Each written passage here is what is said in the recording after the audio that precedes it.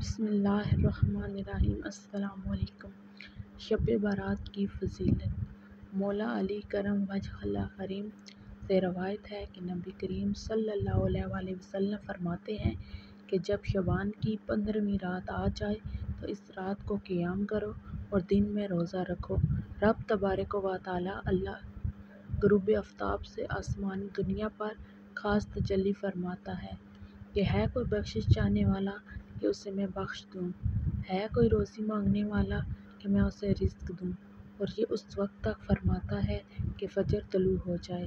ام المومنین صدیقہ رضی اللہ تعالیٰ عنہا سے روایت ہے کہ حضور اکرم صلی اللہ علیہ وآلہ وسلم نے فرمایا، میرے پاس جبرائیل آئے اور کہنے لگے کہ یہ شعبان کی 15ویں رات ہے۔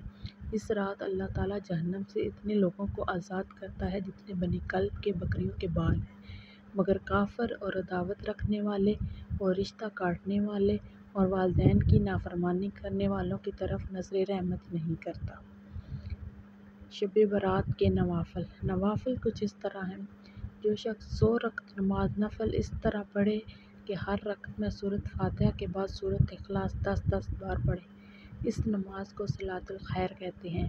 جو شخص یہ نماز پڑھے گا اللہ تعالیٰ اس کی طرف 70 بار نگاہ کرم فرمائے گا اور ہر نگاہ میں اس کی 70 حاجتیں پوری فرمائے گا۔